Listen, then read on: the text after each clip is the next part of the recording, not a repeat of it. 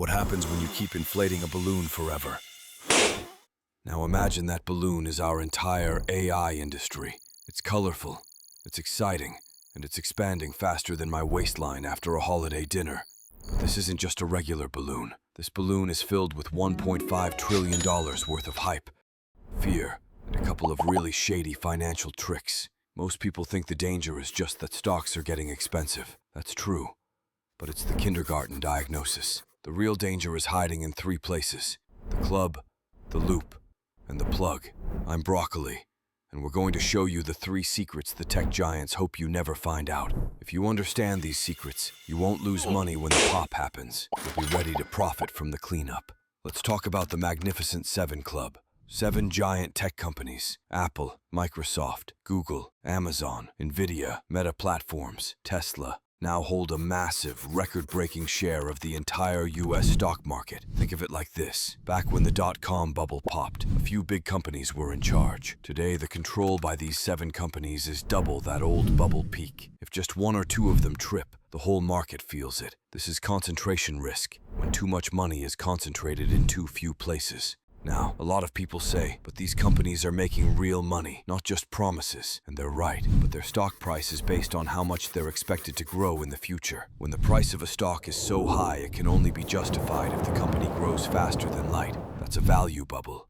Secret number 2 is the loop. How are these tiny AI startups like OpenAI suddenly spending tens of billions on computer chips? They're using a hidden trick called circular financing. It's like borrowing money from your parents to buy their old car, and they call it a sale.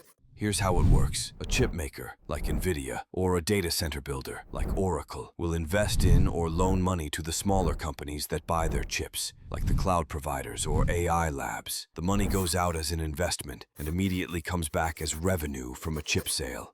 This is perfectly legal, but it creates phantom demand. It makes the world think the demand for chips is endless, when in reality, the company that sells the chips is also the company that financed the purchase. If the lending stops, the revenue stops. Secret number 3 is about the plug. All these amazing AI models need massive computer power, and that power needs electricity, lots of it. The new AI chips are so hungry they are using 10 times the power of old computer chips. Imagine plugging 10 hair dryers into one socket. It's going to blow a fuse. Experts predict that by 2030, the power needed for these AI data centers will increase by 165%. The big problem? Our electric grids, especially in high-value countries, are old and slow to upgrade. We need to spend an estimated $720 billion just on the US grid to handle this explosion of demand. The wall. All the money and chips in the world don't matter if there's nowhere to plug them in. This is the ultimate physical bottleneck.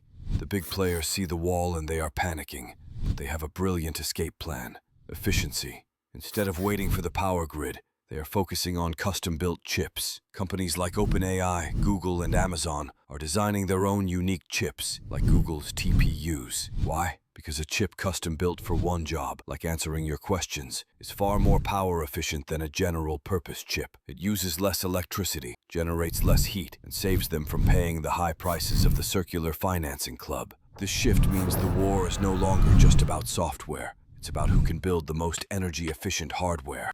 If you're thinking about investing in a new AI startup, you need to know about the money funnel. All the hype makes it seem like cash is flowing everywhere. But here's the reality. Nearly 1/3 of all private startup funding in the last 6 months went to just 16 supergiant companies. This tells us the gold rush for small, general AI apps is over. Venture capital, VC, the investors who fund startups, are only betting on 2 things: the biggest foundation models, the big brains, and the most critical infrastructure, the physical assets. If you're in the middle, you're stuck. When the bubble bursts, the noise disappears, and the money flows to the fundamentals. We call this the Barbell strategy, 2 opposite extremes that are incredibly strong.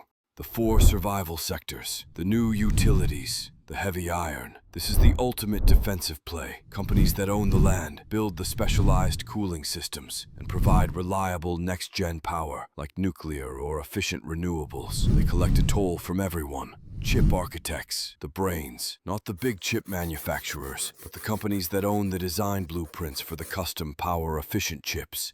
Boring automation, the ROI, software that does one tiny job perfectly, like automating back-office paperwork or billing. gives companies guaranteed, measurable savings, return on investment, immediately. AI security and compliance, the cleanup crew. Every time AI gets bigger, it creates new security holes. Companies that build AI-driven security and data auditing tools are essential for protecting the giants. The burst is coming, but your goal isn't to predict the date. It's to secure your position. Action 1. Stop chasing vibes. If a stock is only going up because of a circular financing deal or because of hype, it's not an investment, it's a lottery ticket. Action 2. Invest in the infrastructure. Look into the companies that are solving the plug problem, the new utilities, the specialized cooling, the landowners. Physical assets always survive the financial crash. Action 3. Master boring ROI. Use or invest in AI that fixes a single, painful, expensive problem for a business, not AI that writes poetry. So don't just watch the bubble burst. Position yourself smartly to collect the profits from the cleanup.